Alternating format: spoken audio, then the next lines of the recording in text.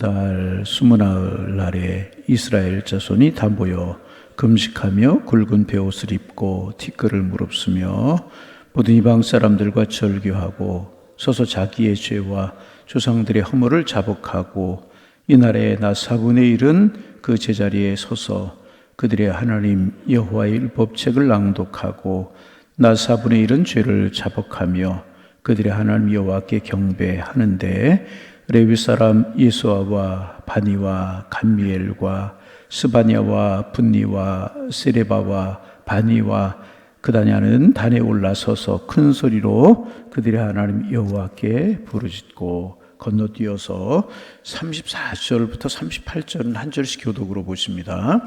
34절 말씀 제가 먼저 봉독합니다.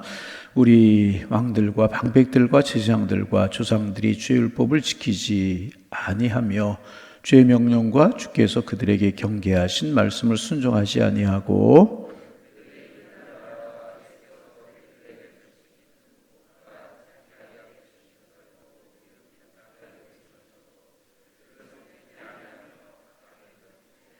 우리가 오늘날 종이 되었는데 곧 주께서 우리 조상들에게 주사 그곳의 열매를 먹고 그곳의 아름다운 소산을 누리게 하신 땅에서 우리가 종이 되었나이다.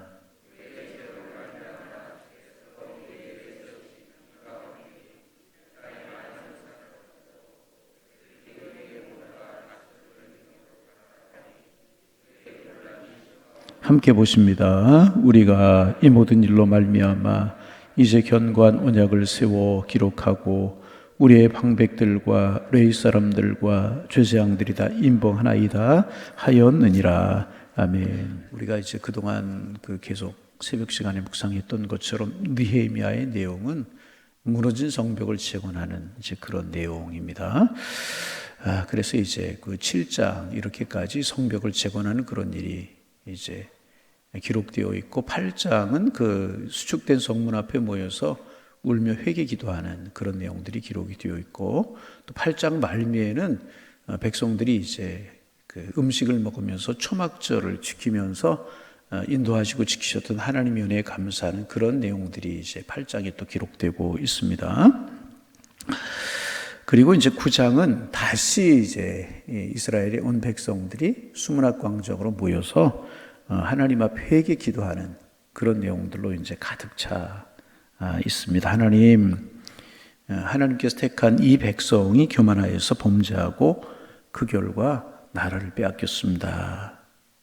하나님의 자녀들이 이방의 포로로 끌려가서 이방인의 조롱거리가 되었습니다. 하나님의 성전이 우상으로 더럽혀졌었고 하나님의 자녀들이 너무 오랫동안 하나님의 말씀을 잃어버리고 살았습니다.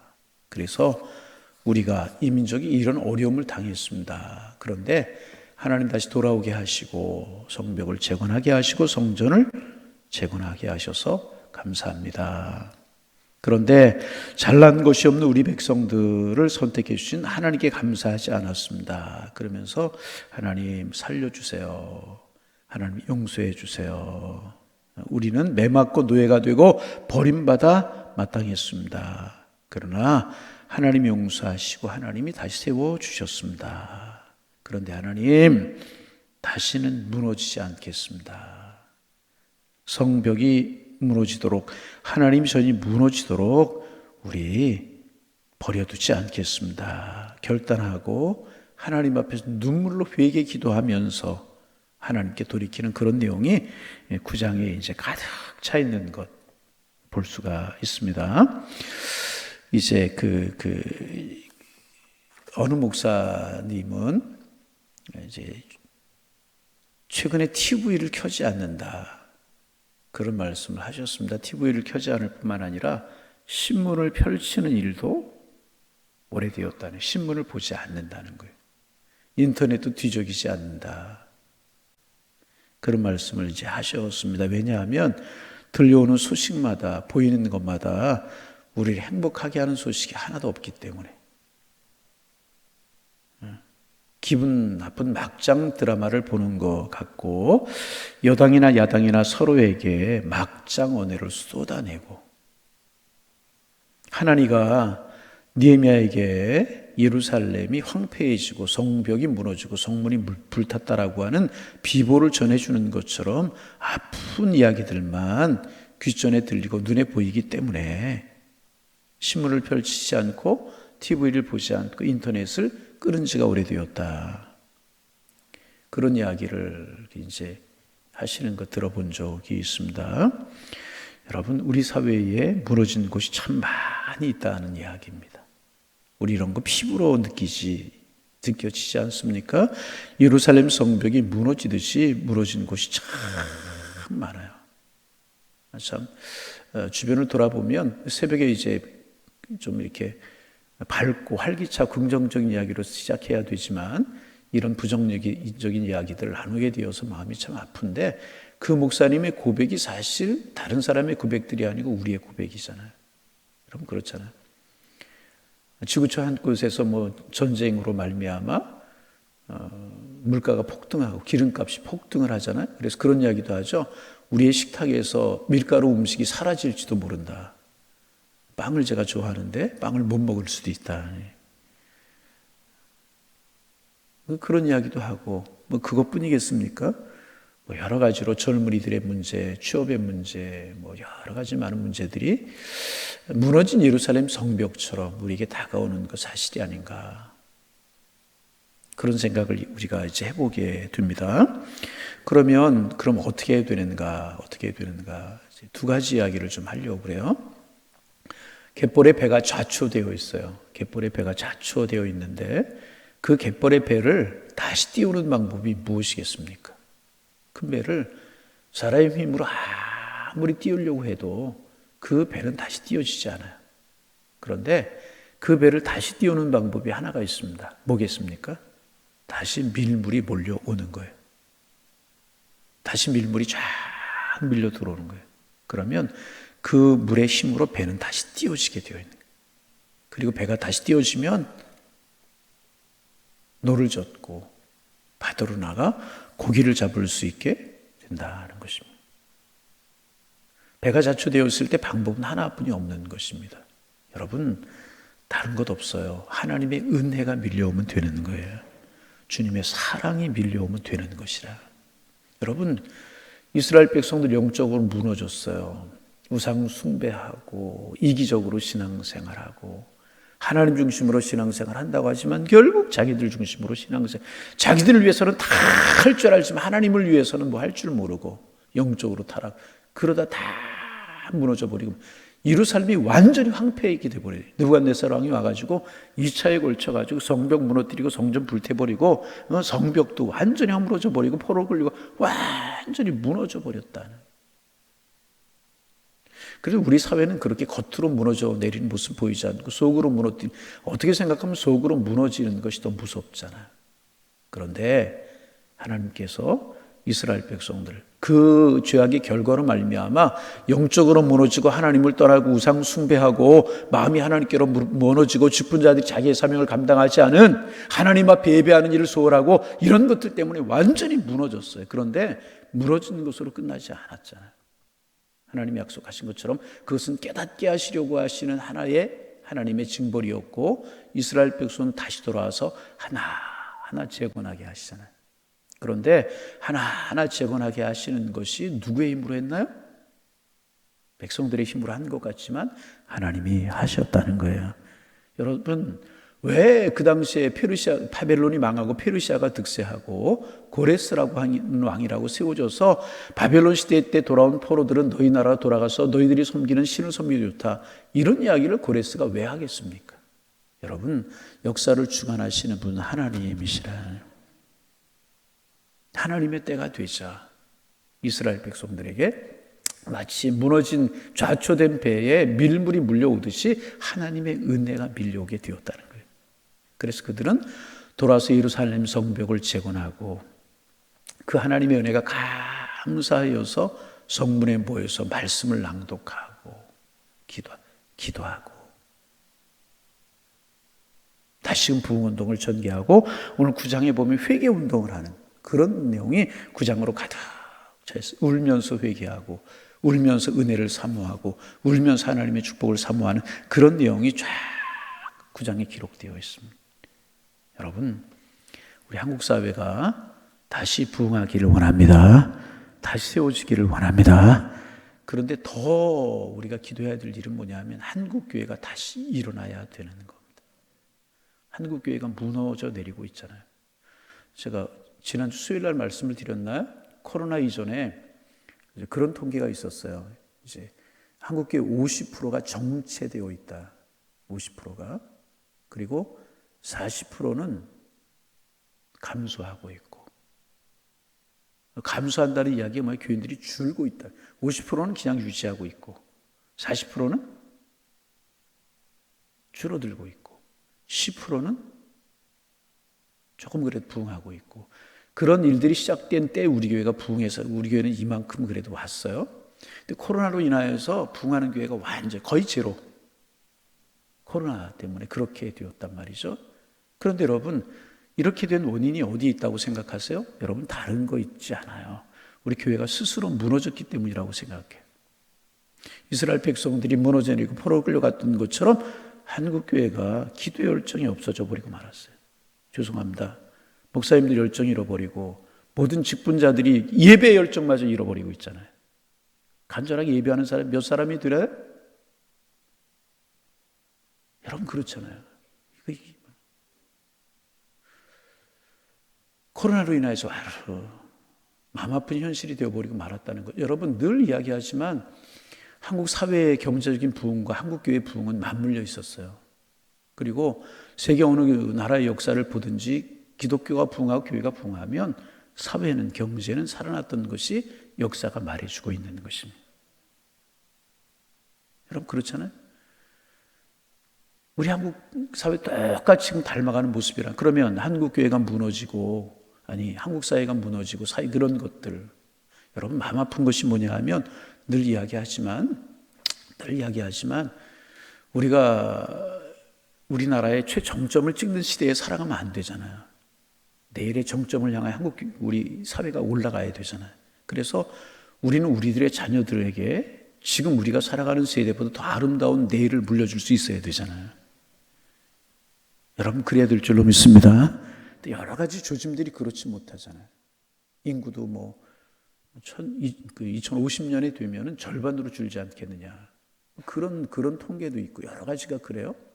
그러면 어떻게 되는가? 그런 아무런 통계, 어려운 통계가 있어요. 그러면 이 사회가 살려고 하면 어떻게 돼야 되겠습니까? 이스라엘 백성들이 무너진 성전을 재건하고 무너진 성벽을 재건하듯이 한국교회부터 살아나야 될 것이라는 거예요. 어떻게? 무릎 꿇어 기도하고 안일한 신앙생활 좀 깨워버리고. 왜 이런 이야기로 오늘 말씀을 나누는가? 우리 구장 내용이 그런 내용들이라는. 그들이 성벽을 다 재건했어요. 그리고 수문학 광장에 말씀을 읽으면 말씀 부흥회를 열었고, 또 초막절을 지키면서 음식을 먹고 기뻐하고, 구장에 다시 그들의 옛생활을 돌아보면서 하나님 앞 회개운동을 전개했다는 거예요. 회개운동이 곧 부흥운동이었다는 거예요. 여러분, 영적인 우리의 모습이 회복되어야 할 줄로 믿습니다. 우리 예배 좀 회복하자고요. 항존직 장로님 이런 분들 수요예배도 좀 나오시고 금요일도 나와서 좀 기도하고, 그래야 장로님들이라고 할 수 있고 항존직이라고 이야기할 수 있고 우리의 무너진 것들이 회복되는 거 아니겠습니까? 여러분, 그렇잖아요. 자녀들을 위해서 기도해야 되겠다, 자녀들의 어려움을 위해 기도해야 되겠다 생각만 하지 말고 나와 기도하는 것이고, 우리의 내일을 위해서 우리가 기도해야 되겠다. 기도해. 말이 아니라 실제로 와서 기도하고 예배. 그래야 세워지는 것 아니겠습니까? 그들은 우리 나라를 다시 세워야지, 성벽을 다시 세워야지. 그러고 끝난 것이 아니라 실제로 수많은 광장에 모여서 말씀 부흥회를 열고 회개 부흥회를 열었다는 것입니다. 여러분, 유명한 일화가 있죠. 우리 고 한경지 목사님 이야기잖아요. 한국교회가 나온 성자라고.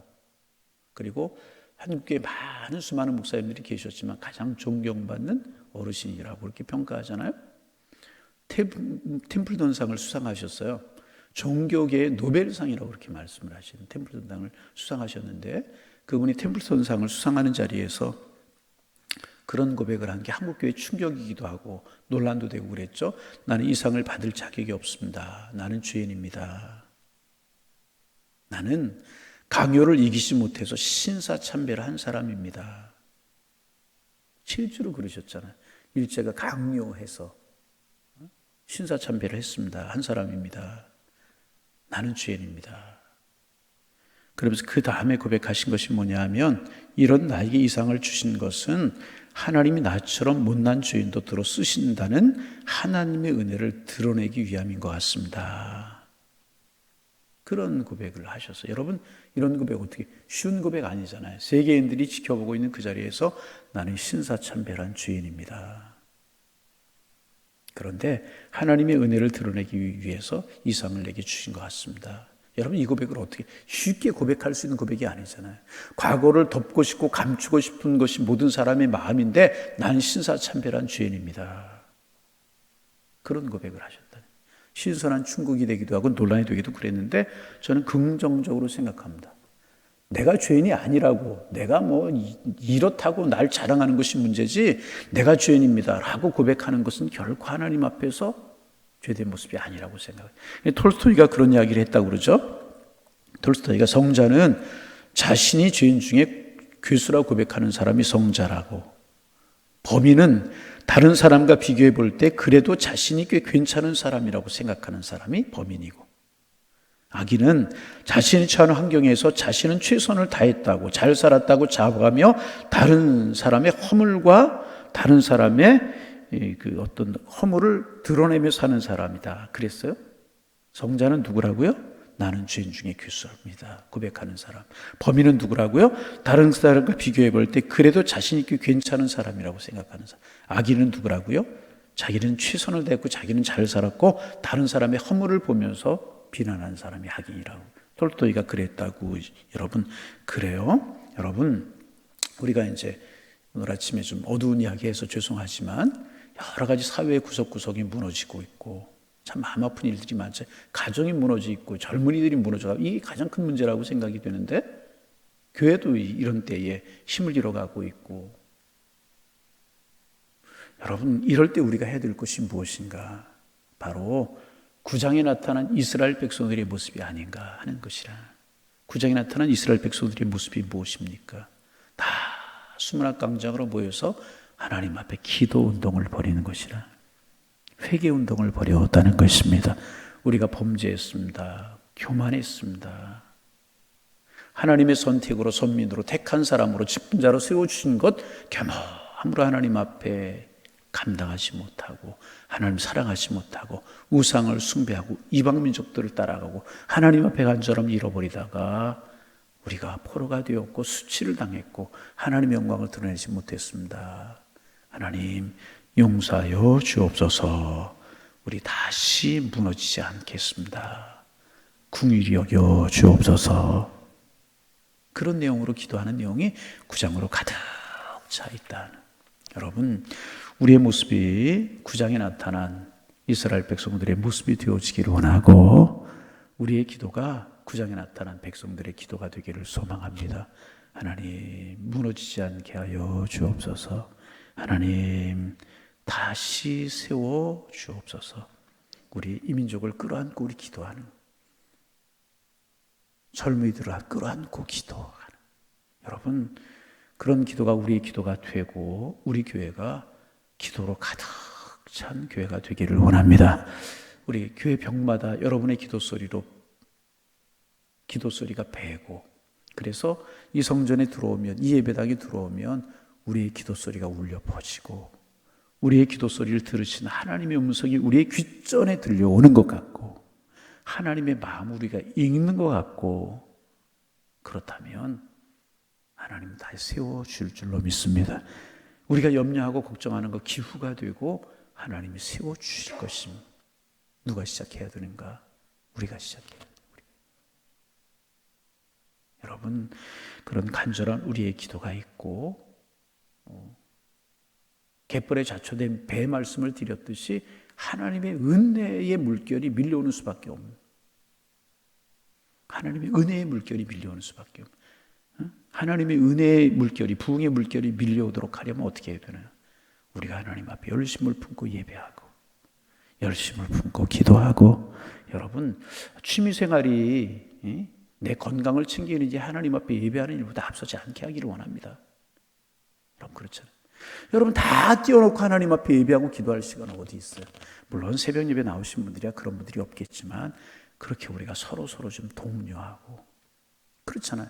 답다는 이야기가 있잖아요. 답다는 이야기 제가 전에 한번 이야기 말씀을 드렸죠. 다시 한번 좀 웃음소리 삼아 한번 초등학교 3학년 교실에서 선생님이 사자성어를 가르치고 계셨대요. 그날의 사자성어가 고성방가. 아이들이 알 일이 없죠. 그래서 선생님 뭐라고 그래요? 야, 거리에 술 먹고 고래고래 소리 지는 걸 뭐라 그래? 고성방가잖아요. 3학년짜리 아이들이 알 리가 없잖아요. 그래서 야, 마지막 자는 가짜야, 가짜. 한번 너희들 이야기해봐. 잘 생각해봐. 길에서 고래고래 술 먹고 소리 지르는 걸 말하는 거야. 어떤 아이가 손 들고 이럴 수가 그랬대. 이럴 수가. 아니야 잘 생각해봐. 미친 건가? 가짜잖아요. 그래서 어떤 아이가 손 들고 그렇게 이야기했다고 그러죠. 아빠인가? 그 아이는 아빠 생각하면 맨날 고래고래 술 먹고 소리 지르고 행패 그런 아빠가 생각이 나는 거예요. 아빠 그러면 그런 아빠가 머릿속에 생각이 나는 거예요. 여러분 답다는 게 굉장히 중요합니다. 답다는 게. 목사는 목사답고 장로는 장로답고 권사는 권사답고 교인은 교인답고 그리스도인은 그리스도인답다는 거예요. 여러분 신앙인은 신앙인다워야 세대가 어떨지라도 흐름이 어떨지라도 우리는 그리스도인다운 삶을 살아갈 때 하나님의 은혜가 임하는 것이고 자비가 임하는. 여러분 한국교회는요 누가 뭐래도 기도로 소문난 교회였었어요. 세계 속에 한국교회는 기도하는 교회로 인식이 되었어요. 통성기도라고 하는 말이 한국교회에서 나왔고요. 새벽 예배에 이렇게 열심히 했던 교회가 세계교회에 없었잖아요. 그런데 제가 지난 신방을 한번 신방을 했어요. 권사님이신데 목사님 새벽 기도회를 가려고 교회를 다녔습니다. 새벽에 문이 열린 교회가 별로 없습니다. 그런 이야기. 마음이 참 아팠어요. 그러면 문 열린 교회는 뜨겁게 기도하는 기도가 우리 한국교회 전통처럼 살아있는가? 오늘 말씀을 길어져서 죄송한데 그렇지 못해요. 여러분 다시 부흥의 파도가 부흥의 물결이 갯벌을 차고 메우듯이 한국교회 일어나기를 원합니다. 저는 믿어요. 한국교회가 다시 살아나고 다시 부흥하면 한국의 무너진 구석구석들이 다시 무너진 성벽들이 불타버린 성전들이 다시 세워지듯이 하나님 이 민족을 다시 세우시리라 생각이 됩니다. 여러분 우리가 이 불을 붙이는 우리가 되기를 원합니다. 주님 사랑의 불을 붙이고 열정의 불을 붙이고 기도의 불을 붙이고 예배의 불을 붙이면 우리의 가정도 살아나고 우리의 자녀들도 살아나고 할렐루야. 그래서 그리스도인들에게 항상 긍정해. 이 나라가 살아나고 하나님의 축복이 일어나게 될 줄로 믿습니다. 9장에 그렇게 이스라엘 백성들이 다시금 부흥의 불을 붙이고 기도의 불을 붙이고 통곡하며 하나님 앞에 기도했던 것처럼 이런 마음 우리에게 살아나서 우리가 살고 우리 교회가 살고 우리 가정이 살고 이 민족이 살아날 수 있는 하나님의 축복이 넘쳐나기를 주님의 이름으로 축복합니다. 하나님 오늘 느헤미야 9장에 나타난 이스라엘 백성들 회개 하나님 앞에 기도하는 그런 모습을 보면서 우리가 오늘의 그리스도인들이 어떻게 살아야 될까 하는 것을 다시 한번 생각하게 하시니 고맙습니다. 주님을 사랑하는 열정이 살아나게 하여 주옵소서. 한국교회는 기도하는 교회요 간절한 열정 있는 교회였었는데 열정 우리에게 있는가? 예배 열정이 기도 열정이 있는가? 하나님 사랑하는 열정이 있는가? 우리 자신의 모습을 돌이켜보며 하나님 부끄러운 생각이 듭니다. 주님 오늘 새벽에 나온 우리들만이라도 주님 사랑의 열정이 일어나게 하옵소서. 주님 사랑하기 예배 열정이 살아나게 하시고 기도 열정이 살아날 수 있도록 주님 축복하여 주옵소서. 하나님 우리의 기도의 열정과 예배 열정과 주님을 사랑하는 열정이 살아나면 하나님 성벽이 다시 세워지듯이 다시 세워지는 축복이 있고 부흥의 물결이 밀물처럼 몰려와 다시 한국교회가 살아나고 우리 교회가 살아나고 하나님 그러면 한국 사회가 살아나고 우리들의 자녀들이 소망이 있을 줄 압니다. 이런 기도 제목 이런 열망 가지고 기도하는 저희들 되게 하여 주옵소서. 9장에 나타난 느헤미야와 에스라와 이스라엘 백성들이 그 간절함이 저희들의 간절함이 될 수 있도록 주께서 함께하여 주옵소서. 주님, 우리에게 은혜를 베풀어 주시고 한국에 은혜를 베풀어 주시고 우리 이민족에 은혜를 베풀어 주셔서 성벽이 세워지고 성문이 수축되는 이런 부흥의 역사가 다시금 일어나게 하여 주옵소서. 주님, 은혜를 베풀어 주옵소서. 예수님의 이름으로 기도하옵나이다. 아멘.